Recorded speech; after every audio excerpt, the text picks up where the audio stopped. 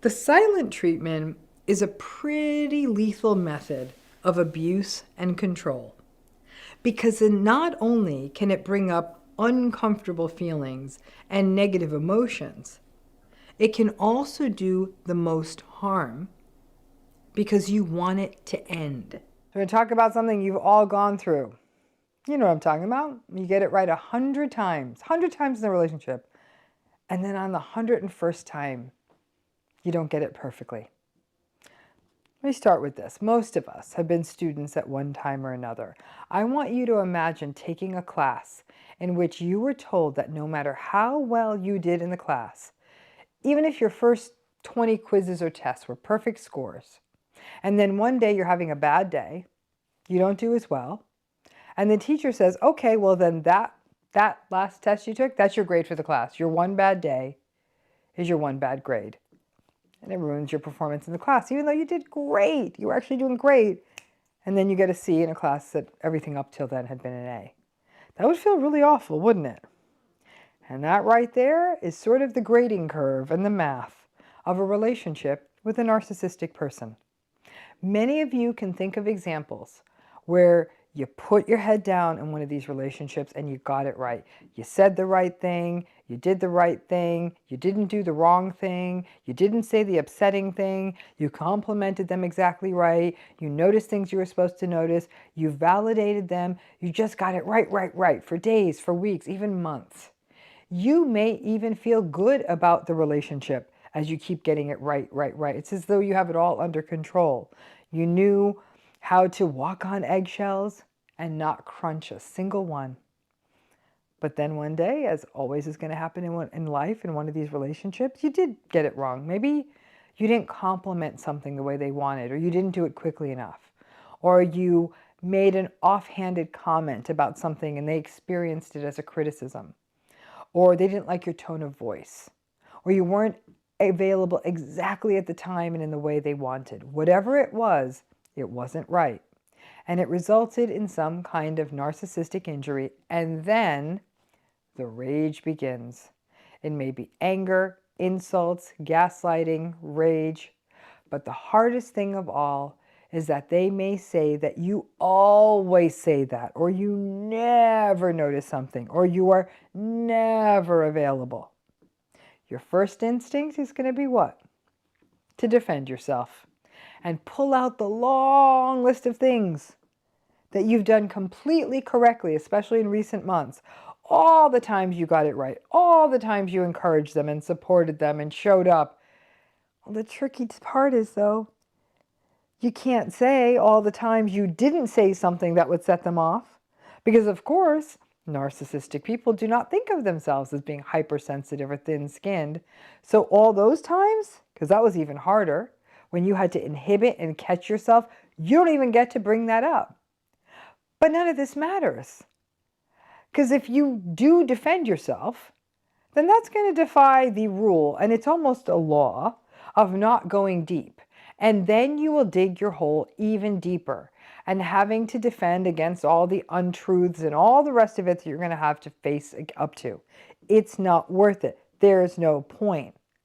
But that moment that you have gotten it right for so long, and then there's that one moment you don't. It's as though none of that other stuff you did and got it just right happened. That can be utterly devastating. And a reminder that you cannot win in these relationships. That nothing you do can ever make a difference. That even if you figure out the workarounds 100 times, you're perfect 100 times, that one time that you're a little off your game because life is life and you don't exactly anticipate their every need, that it becomes an eraser for all the rest of it. This process can result in endless grief in these relationships and can also create even greater rumination, tension, and depletion, because if you cannot or do not get out, you may find that you become even more obsessive and then ultimately more depleted. It's impossible for anyone to get it right every time.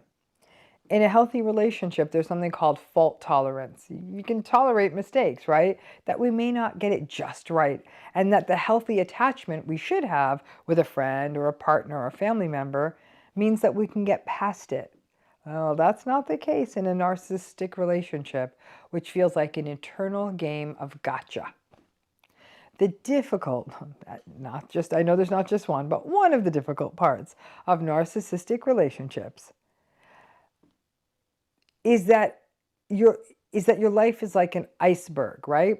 For most people who have to remain in these relationships, you're having to engage in hundreds of workarounds, doing things yourself, holding back on saying things, on doing things, on having to give them empathy and validation, and get none of those things for yourself. The relationship is forever asymmetric and imbalanced. But most people out there don't get it, and they just see the top of your iceberg.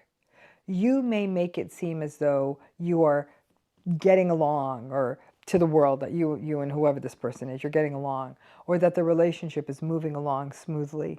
So when you make that one mistake, they have no idea the amount of control and sacrifice that went into getting the prior 100 just right. Again, there is a unique kind of grief to having lived in this eternal gotcha. Everything gets erased if you did one thing wrong mess of these relationships. And what is even more tricky is that as you go through day after day, giving up on yourself, becoming what they need you to be, it seems like it is working better each day. So there's that day you may start feeling comfortable. You may not be so much on your guard and monitoring single thing you say. And that day, you actually may relax. Exhale a little. Say, okay, I can just be myself in this relationship. That's often the day that so-called mistake happens on. Some folks, sadly, will often feel a sense of regret when they get it wrong on that 101st time. Oh, if I'd only been more on it, if I only hadn't said this or that, if I got it more right, or if I didn't do that, then I wouldn't be in this mess. And the self-blame begins, right? Listen, any day you are able to succeed at the mind-reading nightmare that is a narcissistic relationship, that's the miracle. But that regret can keep you up at night and fuel the rumination. If you live like this long enough, you recognize that you have become nothing more than an emotional handmaid to the narcissistic person, living forever and trying to anticipate their needs, avoid their wrath, win them over, and keep the peace. It is not possible to get it right every time.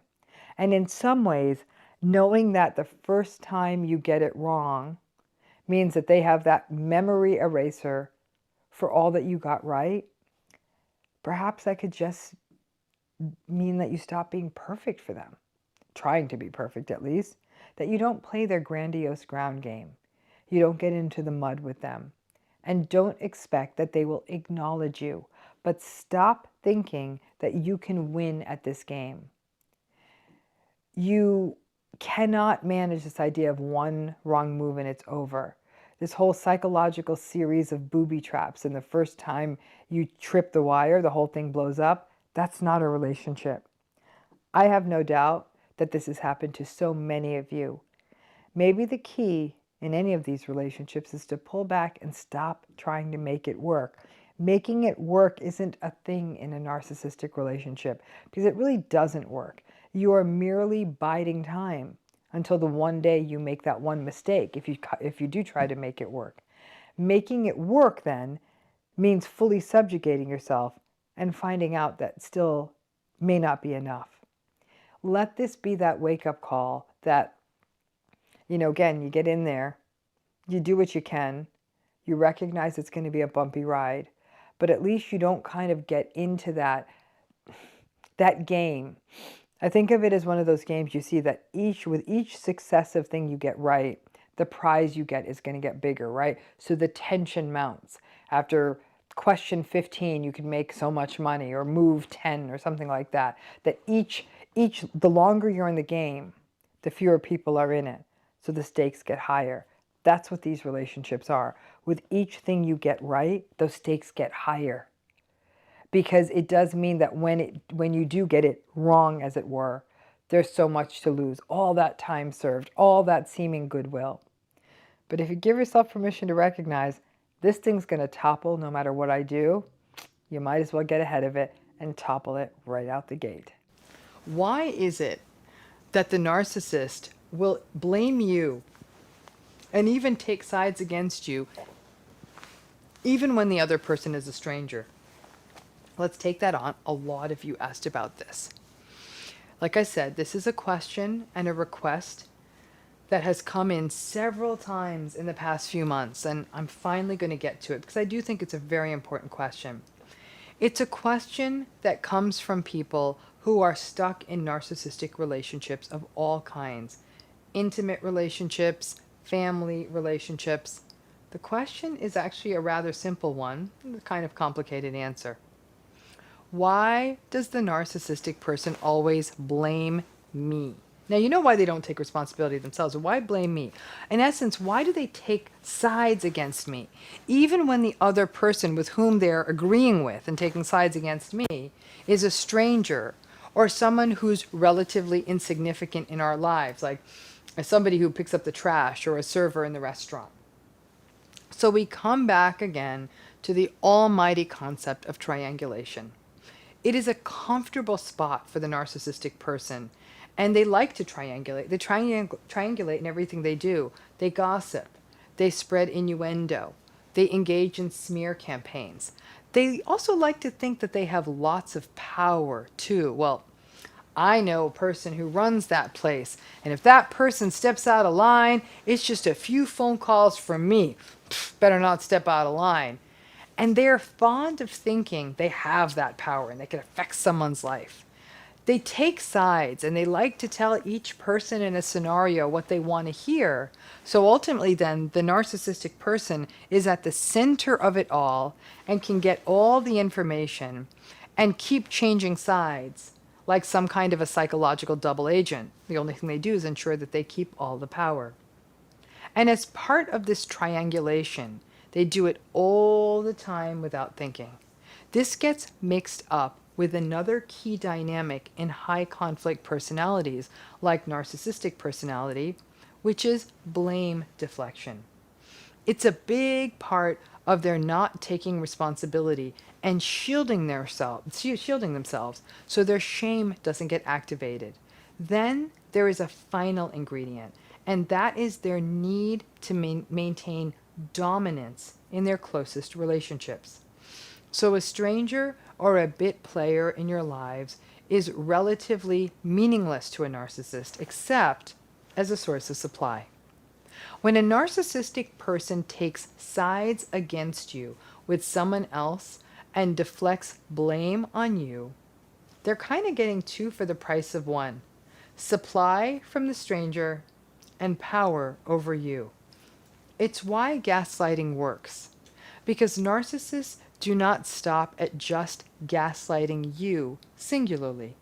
They also focus on getting other people to substantiate their gaslight, and thus, when gaslighting by proxy, gaslighting by tribe, and gaslighting by society happen, they are so powerful. Numerous people I have worked with, talked with, gotten emails from, have all repeated the same refrain. The narcissistic person would take the side of anyone else. They just wouldn't side with me. Even when the issue was clear-cut, they still would not choose me. A classic example came from one person who had said they were trying to find someone to do some work around their house.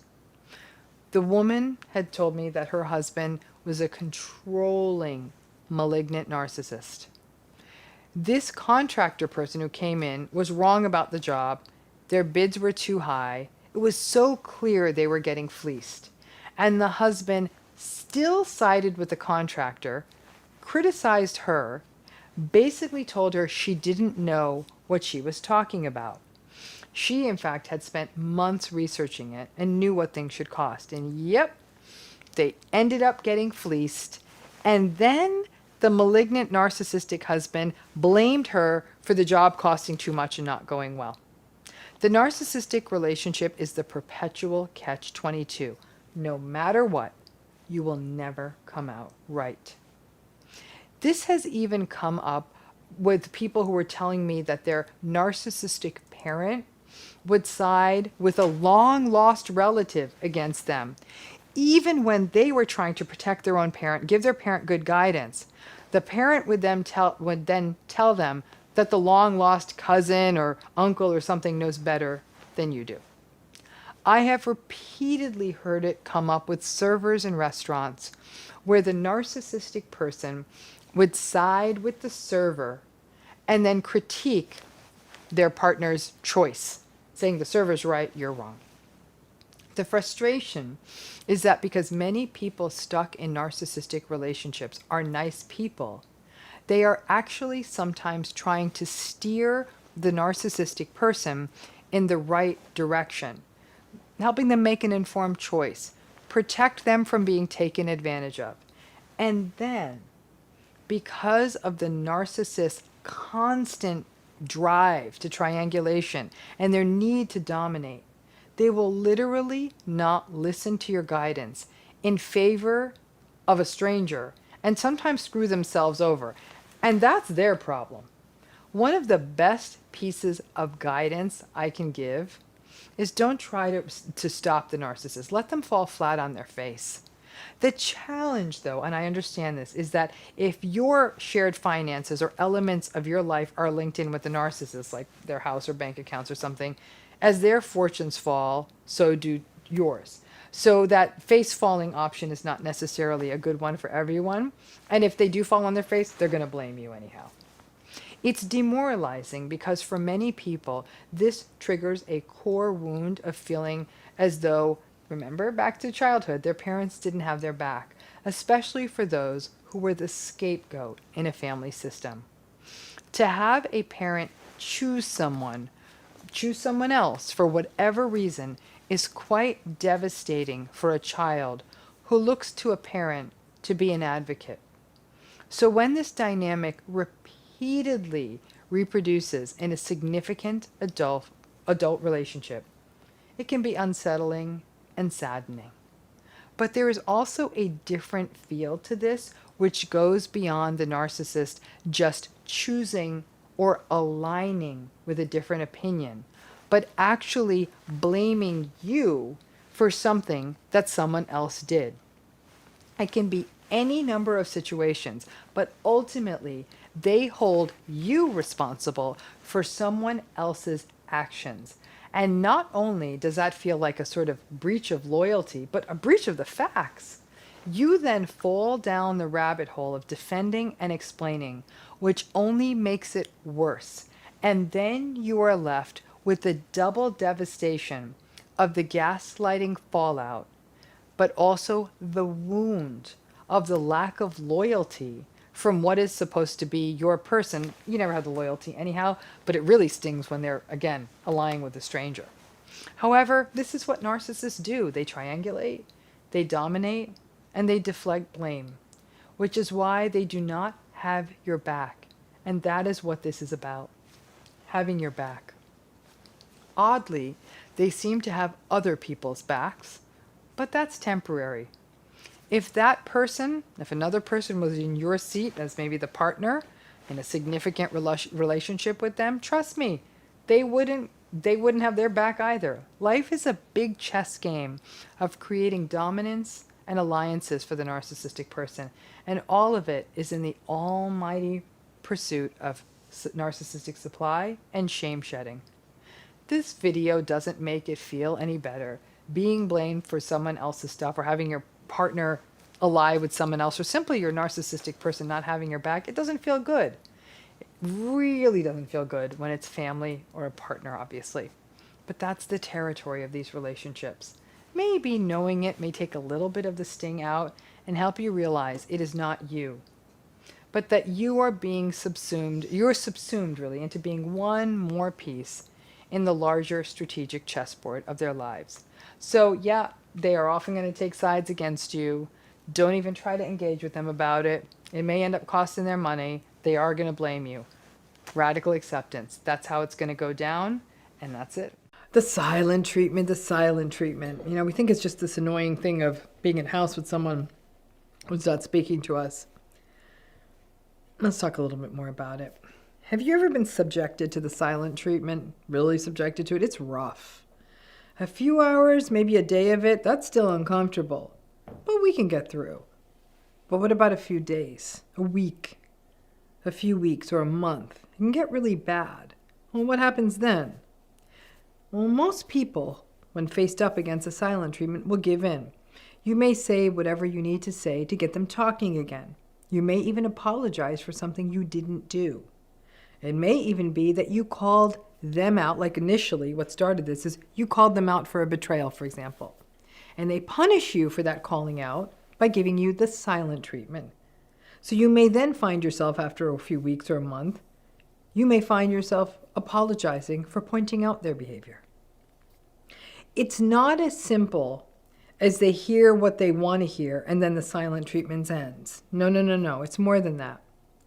The silent treatment is about them getting the power back where they want it. It's ensuring that the power differential remains asymmetric and that they still have the power.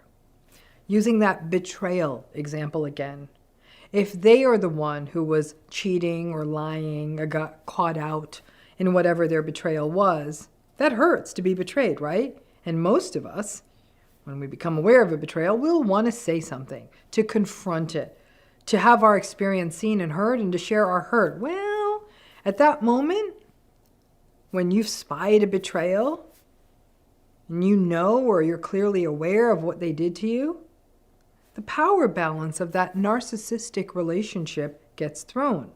Narcissistic person isn't psychopathic. When they do something wrong, they experience shame. And basically their con game is unearthed. Their good guy exterior is chipped. They are no longer the grandiose, wonderful person. They are the bad one, and they don't like that. Like I said, psychopaths don't care. Narcissistic folks do.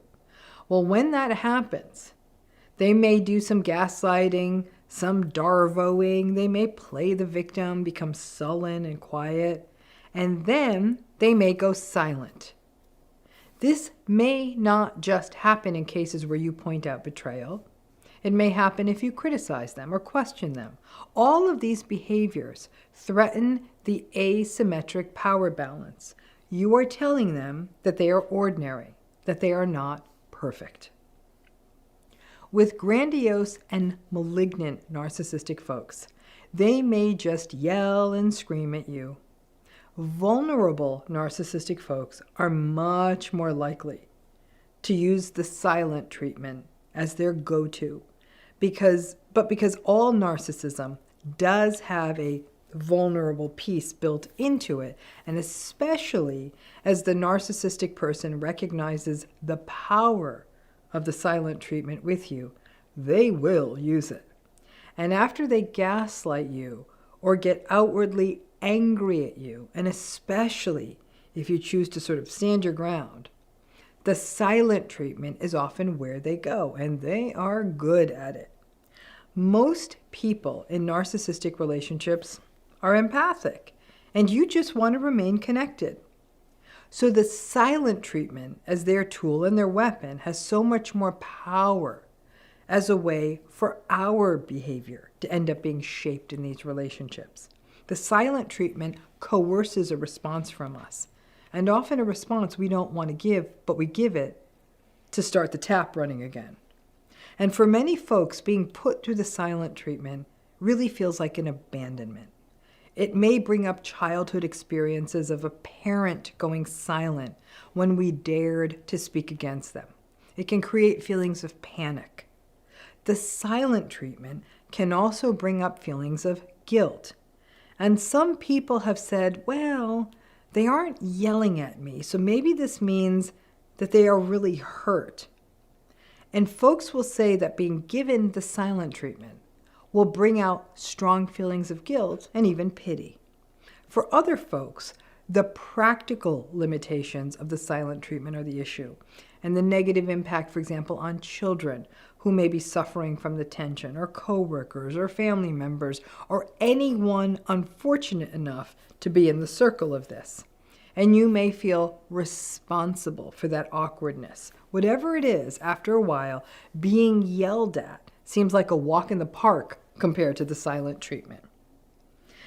The silent treatment is a pretty lethal method of abuse and control, because not only can it bring up uncomfortable feelings and negative emotions, it can also do the most harm because you want it to end.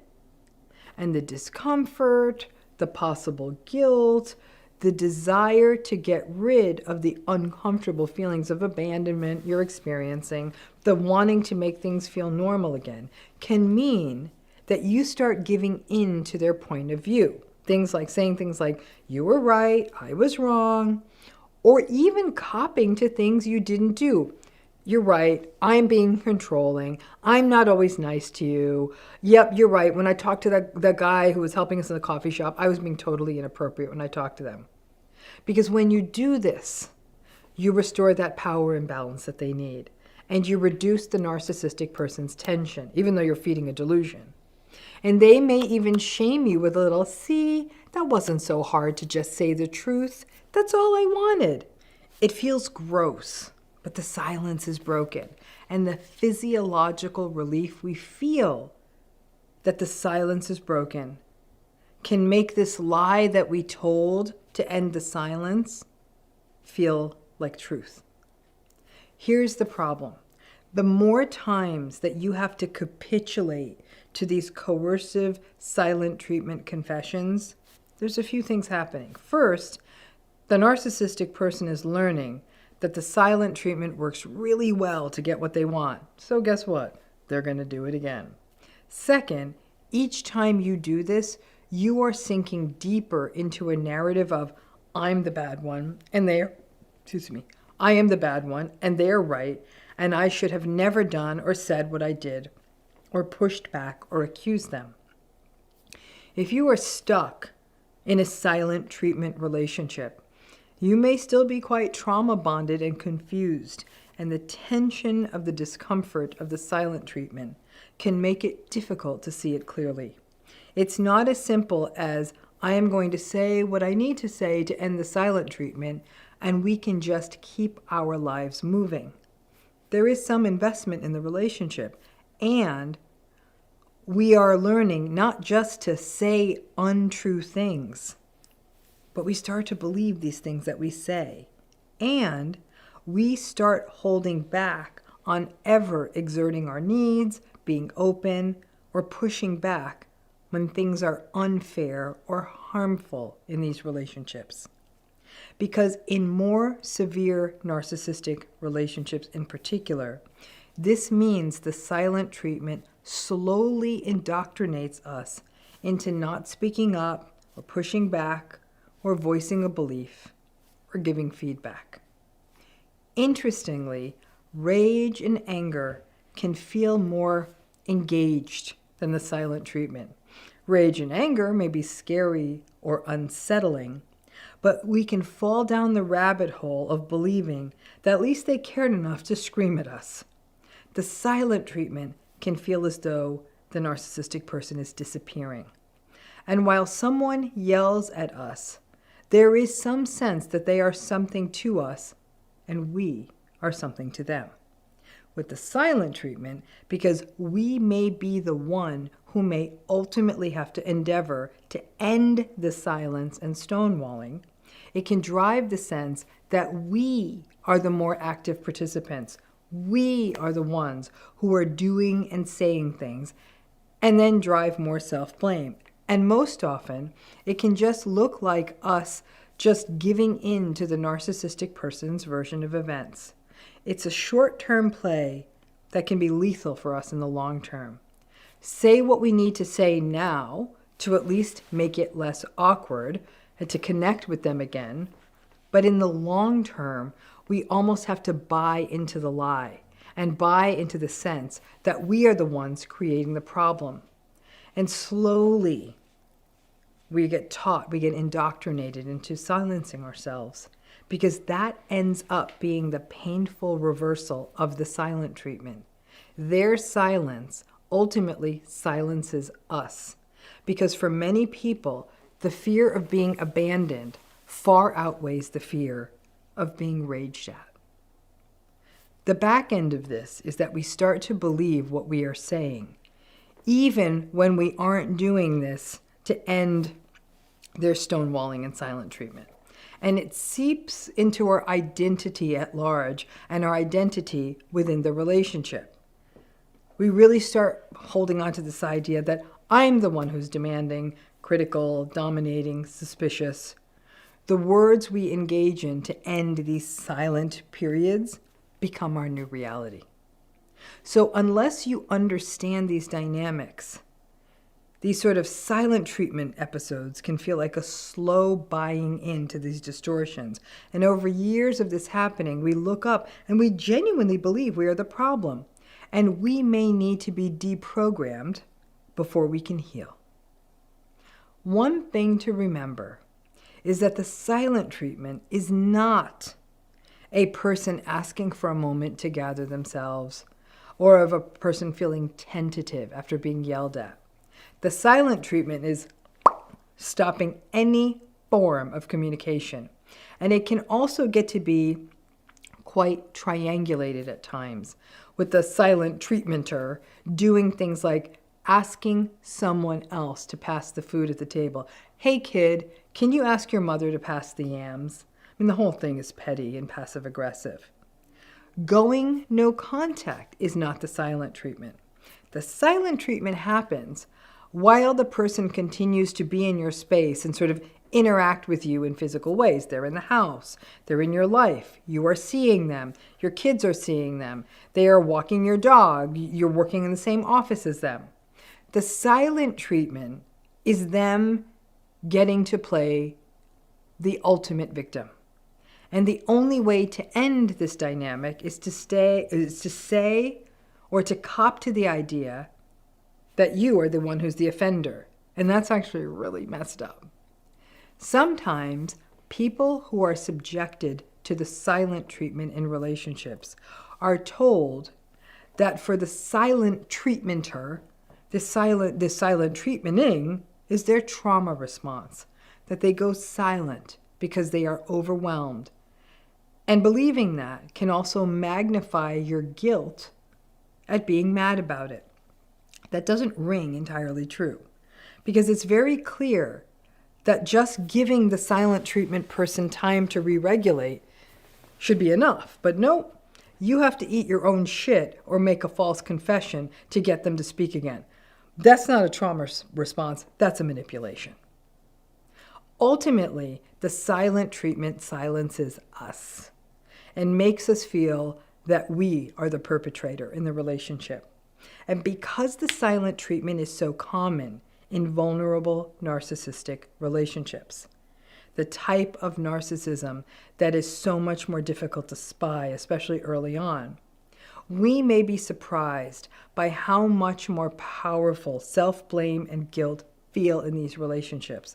Well, if you have to be the bad one for the relationship to work, you don't need to be a shrink to figure that out. The silent treatment is unhealthy and harmful and is beyond a red flag. It is an incredibly toxic pattern that can actually over time do a fair amount of harm to you long after the relationship is over. Make no mistake, the silent treatment is a punitive tool that's used in cultic systems and abusive family systems, but above all else, because people find it so aversive, people will do or just say just about anything to end the silence. But when you do that, it's not just a tactic on your part.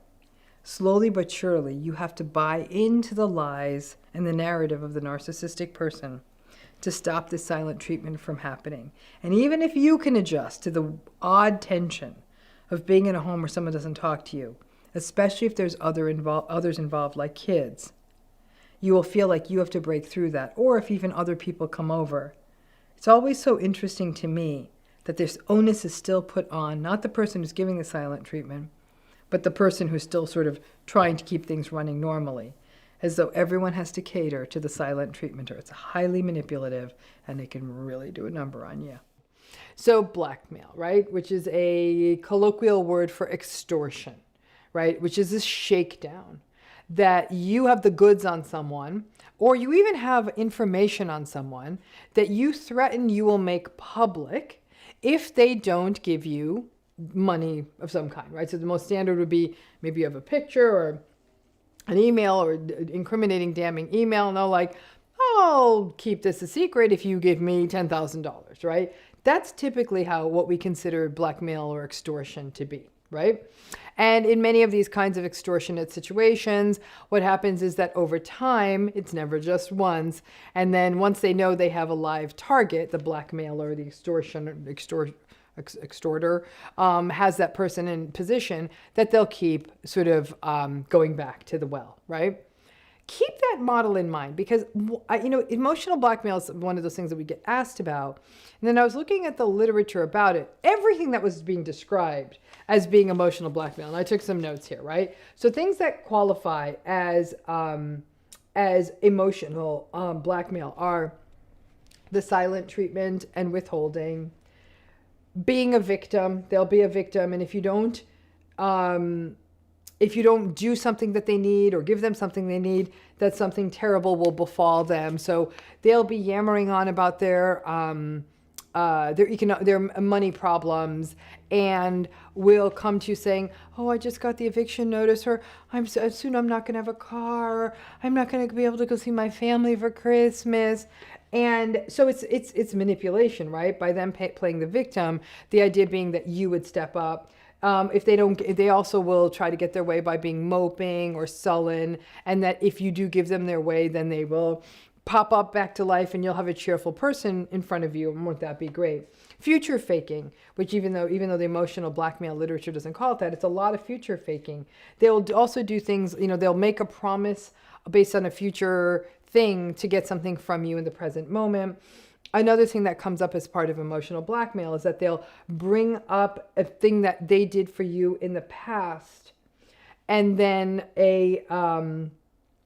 ask for a favor in light of the fact that they did something for you 25 years ago, or they will lay out something that they did for you in the past and now expect you to fix something in their lives. So when I read you these things, all of these things that constitute what's called emotional blackmail are all forms of manipulation. And I guess the big question, there's two big questions here, is that are the only people who emotionally blackmail, are they narcissistic? I don't think that only narcissistic people emotionally blackmail. There's probably other people who do. I think narcissism, though, is probably going to be, I know all narcissistic people do this emotional blackmail thing. But I'll tell you why I'm not always maybe not that I'm not a huge fan of the term, but here's where it gets tricky. Blackmail is based on somebody having something on you, right? It could be a sexually incriminating image, or a email where you wrote something you weren't supposed to, whatever it may be, right? And so they will try to extort money on the basis of them holding a vulnerability of yours. Where this gets interesting is it doesn't work exactly the same way in a narcissistic relationship, with the difference being that the emotional blackmailer must figure out that if they do this thing, that the so-called collateral they have on you, the sort of dirty picture or the dirty email, when we're talking about emotional blackmail, might be things like literally your empathy, or your tendency to fix things for people, or your own trauma response, which means tension and yelling doesn't feel good to you. They're basically playing. So in this case, instead of it being, like I said, a incriminating picture or email, in the emotional blackmail world, what they have on you is what they know will motivate you to do something. So if in the past they have found that playing victim gets you to give them some money, or if bringing up the past will get them to mobilize you to do a favor for them, or that you are willing to do something on the basis of a future faked promise, or that you don't want something bad to happen to them, so you're always willing to bail them out. That in a way is the sort of thing that they hold over you, right? But there's also, that's how they get you pulled in. But the thing they hold over you, right? So it's two separate things. One is the thing they use to draw you in. That would be, if you will, the incriminating picture or email. And in a narcissistic relationship, the thing that they hold over you is not only in a strange way your vulnerability, but then this idea that something terrible will happen to them. I won't have a place to live. I won't have a job. I won't have a car. I will be in danger, or the sense that you owe me. So it doesn't ascribe perfectly to that model of extortion. That's why I don't love it being called emotional blackmail. I really think of it as straight up sheer manipulation, right? But the using of the term emotional blackmail really plays on this idea that they know that you won't let them twist in the wind.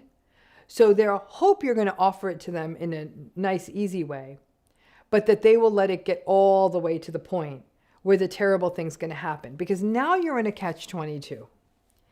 You may not want to be the person who is responsible for example, them having their car repossessed. Because if they get their car repossessed, then you'll feel guilty, or worse yet, you might have to drive them to work, and all the inconvenience is going to happen. Or you don't want them to be evicted because A, you'd feel guilty, and then B, you might need to feel like you have to take them in. It can really go against our grain to take that hard line of stance, like, I don't care if your car gets repossessed. You're the one who financially, I've given you tons of money and you haven't used it this way. And so they're then playing again on your empathy and also your fear of self-blame. That sense of, I don't want to be the one who is living with this on my chest. So now we're trading between two things. And this is where toxic relationships get so messed up. Because on one hand, we don't want to live with the self-blame and regret that something we might have been able to fix for someone would have fixed the problem. But then on the other, we're then living with this ongoing sense of resentment, and then knowing that they're going to keep coming back again and again. So either way, we sort of end up sort of angry at ourselves.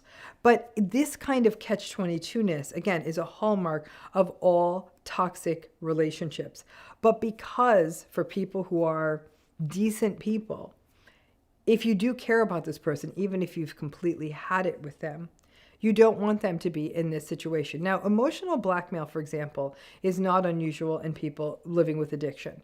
That singular motivation to get resource or money to either get drugs or get out of a financially precarious position that was created by spending money on drugs and not on rent and car payments and all of that can lead a person to a place where they're going to do anything they can to ensure A, they can keep using, and B, not lose the things that are around them, right? So we might see that kind of a manipulative maneuver happen someplace there.